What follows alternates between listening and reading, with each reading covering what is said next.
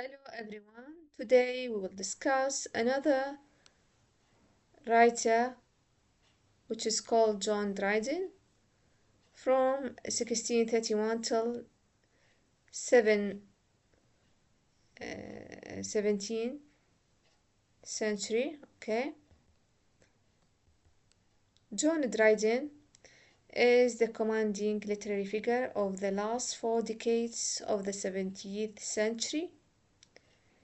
He is the last personal of the poets, citizen of the world, commenting publicly on matters of public concern. Dryden's poetry. His first important poem, Heroic Stanza, in 1659, was written to commemorate the death of Cromwell.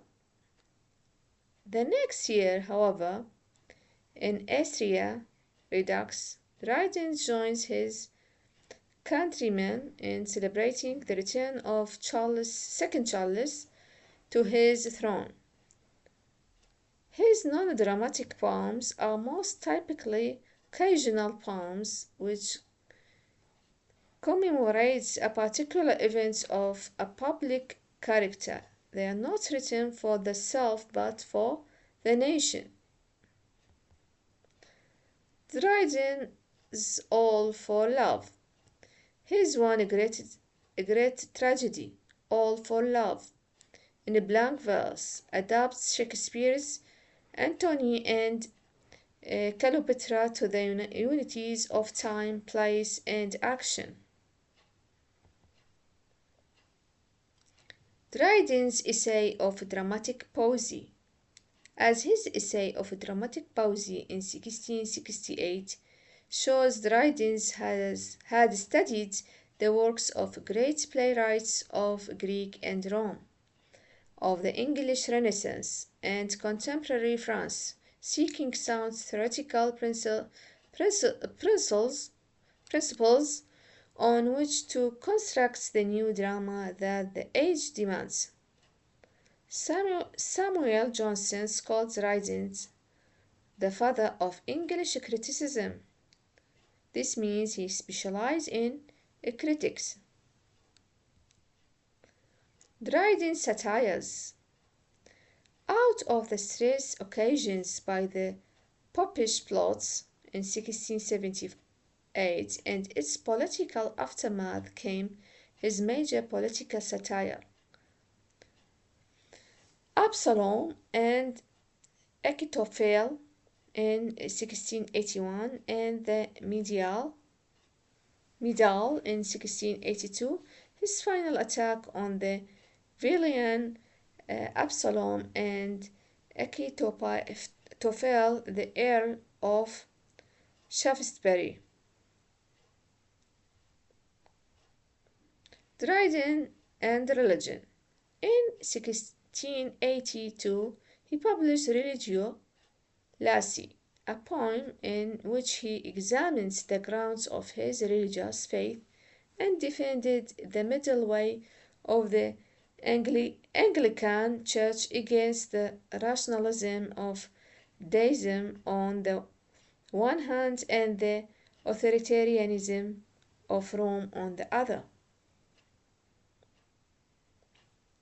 Dryden and Religion. From his new position as a Roman Catholic, Dryden wrote in 1687 The Hind and the Panther, in which a milk-white hind, the Roman Church, and spotted panther, the Anglican Church, eloquently debate theology. The hind has the better of the argument, but Dryden already knew that James' policies were failing, and with them the Catholic cause in England. Drama and translation. To earn a living, he assumed writing plays and turned to translation. In 1693 appeared his version of Juvenal and Perseus, with a long detectory epistle on satire, and in 1697 his greatest achievements in his mood, the works of Virgil. 2 months before death came the Fables Ancient and Modern, prefaced by one of the finest of his critical essays and made up of translations from Ovid, Boccaccio, and Chaucer.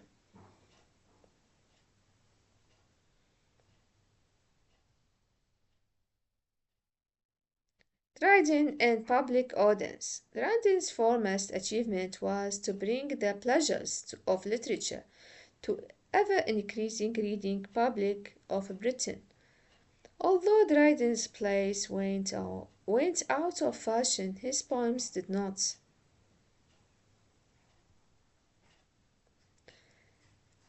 Dryden and Pope. His satire inspired the most brilliant verse satirists of the next century. Alexander Pope is the influential for Alexander Pope, and the energy and variety of his matrix launched the long-standing vogue of heroic couplets. Augustine's style is at its best in his poems, lively, precise, and always musical, flexible instruments of public speech. This is a cover of a dramatic essay, an essay of dramatic poesy. Introduction to this essay. An essay of dramatic poesy deals with the views of major critics and the tastes of men and women of the time of Dryden. The work in this form of semi-drama, thus making abstract theories interesting. In the late of 17th century, Shakespeare was severely criticized for his careless attitude towards the mixing of genre. It was Dryden who elevated Shakespeare too high for his natural genius. The narrative of an essay of dramatic poesy has a debate among whom neither is the one who holds the views of Dryden.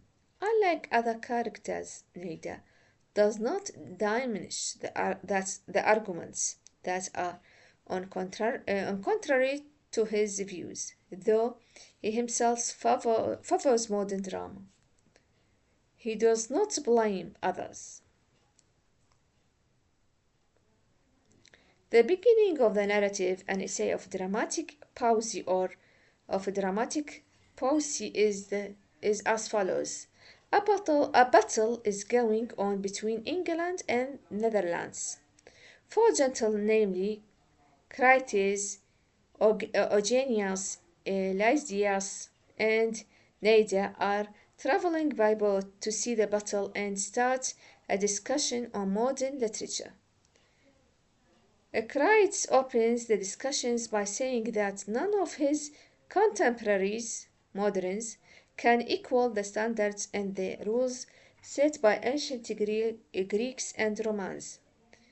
Eugenius restrains him from wasting time on finding demerits. He asks him to find the relative merits in Greek and moderns.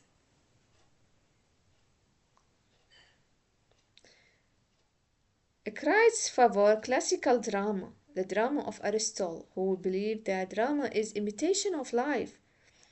Crites holds that the drama of such ancients is successful because it depicts life. He says that both classical and new classical favor rules are unitaries: time, place, and action. According to Crites, modern dramatists are shadows of Sophocles, Seneca, tardiness. Elizabethan dramatist Ben Jonson borrows from classics and felt sprouts to call himself modern Horace. The classical is more skillful in language than their successors.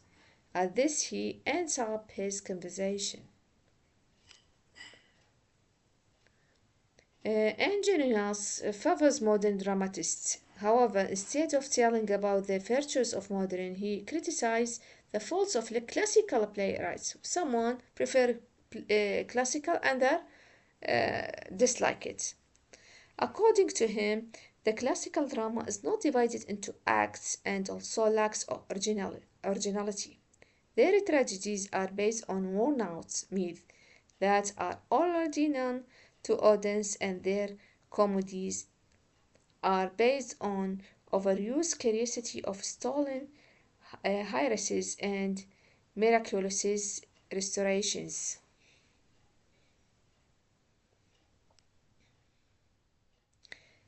There discards poetic justice. Instead of punishing the vice of rewarding the virtue, they have often shown prosperous wickedness and unhappy devotions.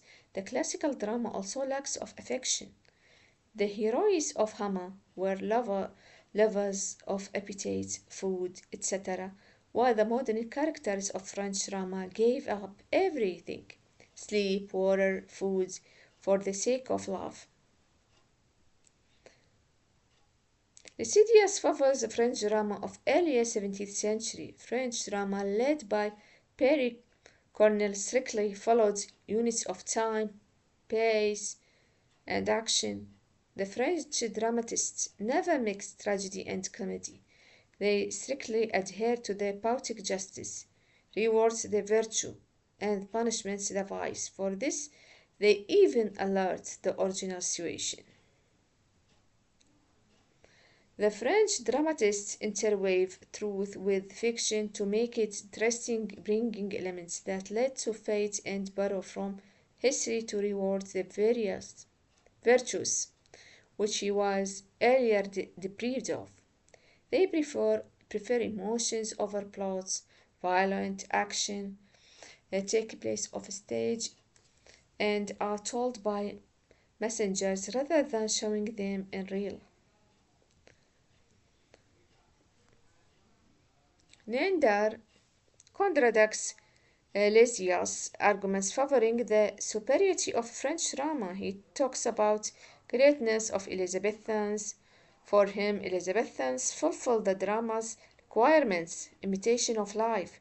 French drama raises perfections but has no soul of emotions. It primarily focuses on the plot.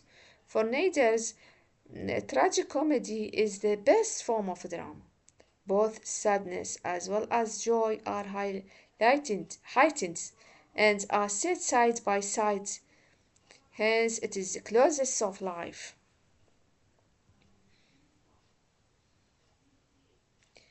He believes that the subplots enrich drama.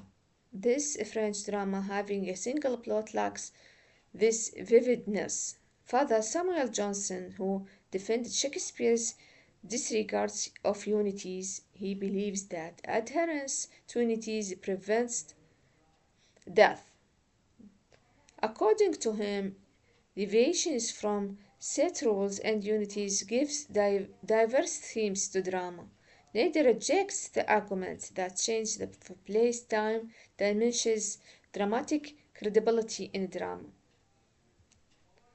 Views of Nader for his human actions will seem more natural if they get enough time to develop.